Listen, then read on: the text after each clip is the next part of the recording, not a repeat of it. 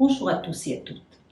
C'est toujours un très grand plaisir, chère Mariam Rajavi, de vous retrouver et de retrouver autour de vous vos amis iraniens et vos amis venus de nombreux autres pays vous apporter leur soutien dans votre lutte pour la liberté, pour l'égalité des sexes, pour la démocratie, dans votre grand et beau pays qu'est l'Iran.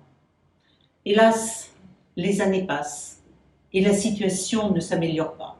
Elle ne s'améliore ni sur le plan international, ni sur le plan intérieur. Sur le plan international, nous voyons notre monde devenir de plus en plus dangereux, avec des guerres ouvertes et avec des risques de conflits multiples tout autour de la planète, avec le maintien et même la montée du terrorisme, avec des risques environnementaux dont nous voyons les conséquences immédiates dès maintenant. L'Iran pourrait, dans cet ensemble, jouer un rôle important, un rôle digne de sa grande histoire, digne de l'intelligence de ses intellectuels, de ses chercheurs, de tous ceux qui ont fait votre pays, de son poids économique aussi. Hélas, les dirigeants politiques actuels de l'Iran s'entêtent à vouloir se doter de l'arme nucléaire et d'en faire un élément de chantage. Ils continuent de tenir des discours belliqueux à l'égard d'autres pays de la région. Ils continuent à encourager des terroristes. Ils suscitent, avec l'arme nucléaire, dans d'autres pays, et notamment des pays de la région, le projet de se doter eux aussi de l'arme nucléaire, par crainte ou pour peser autant qu'eux. Et tout ceci renforce l'instabilité de notre monde.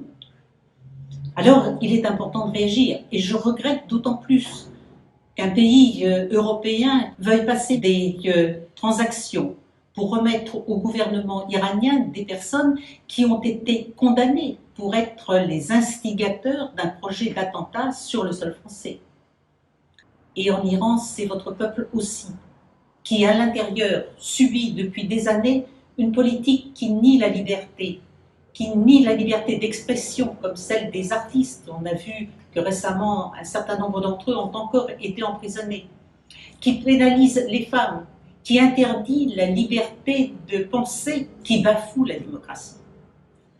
Certes, le changement ne peut venir, c'est la démocratie, que de l'intérieur, que des Iraniens eux-mêmes, que de vous.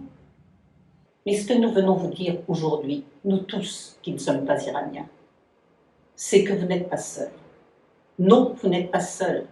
À travers le monde, il y a des centaines de milliers de personnes qui pensent comme vous, qui vous soutiennent dans votre combat pour la liberté, dans votre combat pour la démocratie, dans votre combat pour la séparation entre la religion et l'État, dans votre combat pour l'égalité entre les sexes. Car c'est cela aussi, pouvoir construire un pays moderne, c'est cela aussi, vouloir construire un monde qui, pour nos enfants, soit un monde plus stable, plus pacifique, plus heureux. Merci à toutes et à tous.